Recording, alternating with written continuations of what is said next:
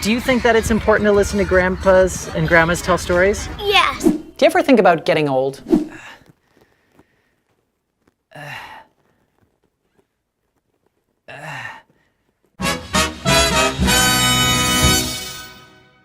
Why is it so important for us to listen to our grandparents tell stories? Now, don't get me wrong, some of the stories they tell are great, but some of them, we've heard them 1,000 times before. Do we need to listen for any reason other than just to be polite? Do you think that we should listen to grandparents when they tell us stories? Yes. I do. No. No! Oh, absolutely. Yes. Yes, I think so.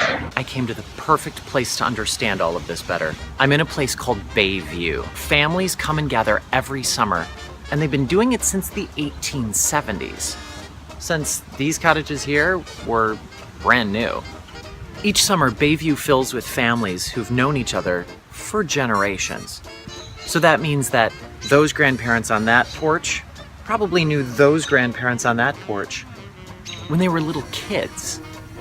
And now their kids are all grown, and their grandkids are playing together. Here, in Bayview. Let's dive into this a little further. Do you think that it's important to listen to grandpas and grandmas tell stories? Yes. And why do you think that is? Because they're older than you. I think they're very entertaining. And even if they're real or not real. I mean, who better than a grandparent to share the stories about being young, about how to enjoy life? Okay, so it turns out that grandparents tell us their stories because they're trying to help us understand that we are a lot like them. They tell us stories about being scared or brave or times they got in trouble or cool things they did so that we can know that they understand our problems too. So I think it might be a little bit like exploring a cave. If you go all by yourself, you've just got your one tiny little flashlight to illuminate the darkness. But if you've been listening to your family and paying attention to the things they've learned, they've been in caves before. It's sort of like you get a whole lot of extra flashlights to light up the darkness. So when I see these families, layer after layer of generations enjoying life's simple summer pleasures, it reminds me that all of us are part of a much bigger story. Your grandparents are people who care about you, who love you, and want to see you grow up into a happy, thoughtful human being. That's part of what makes this place so special. I think you were telling me you learned to swim in the same place that both your daughter and your granddaughter learned to swim. Isn't that special? Isn't that special? Grandparents can watch grandchildren enjoy the same fun they once had. Grandparents can easily point to the places that they played as children. So when you're listening to Grandpa or Grandma on their porch tell you that same story you've heard 1,000 times before, listen for the clues that reveal how they were an awful lot like you once. Do you ever think about getting old? Not just growing up, but I mean getting old, like grandparent old. I remember as a kid, my grandma saying, "I don't feel old, I feel like I'm 17. But I'd look at her and my 9-year-old brain is thinking like, yeah, but you look like you're 300. I remember being afraid of old people when I was a kid. Like I'd see them in the grocery store and they'd be moving slow and coughing and walking funny, and I think some of them even had fake teeth. All of us are getting older. You're doing it right now. Some of you are excited and are like, yay, I can't wait. And others of us are like, is that a gray hair? Is that a wrinkle? My back hurts. Now that I'm in my 30s, all of this makes so much more sense to me. And old people don't seem nearly as ancient to me now as they did before. Today's old people lived history. When the attacks happened on 9/11, it was terrifying to me and everybody else, and it felt like the world was going to end and that we'd never recover. But you know what helped settle me down? That night, I sat with some old folks that I know, and they told me about living through Pearl Harbor. That was a disaster that they had lived through, and despite the horrible loss, they knew that America would bounce back. and so would all of us. The truth is that old today isn't the same thing it meant a generation ago. Today's grandparents are baby boomers, the people who went to Woodstock and lived through the space race. Not ancient at all. Plus, it helps that we're taking better care of ourselves. We're getting out, we're exercising, and we're all living longer. So, how does the saying go? 60 is the new 40? I think that means that being old doesn't mean that you have to slow down physically or mentally or stop connecting with the younger world.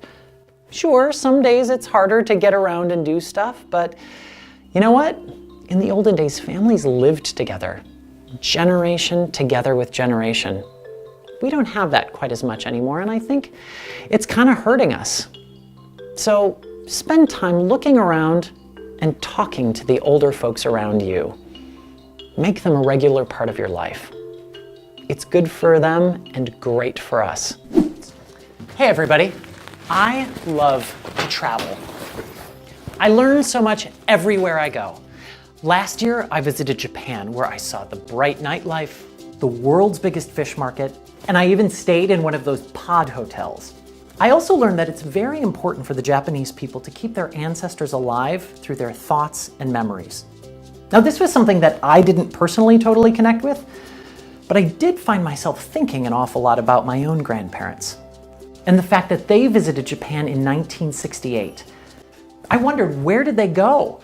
Did they visit the same temple in Tokyo where I was? I would have so loved to have asked them, but they've both been gone for so many years, I couldn't. A few months later, my friend Wendy was helping me move some family keepsake boxes. Inside, we found some old journals. She said I should read them.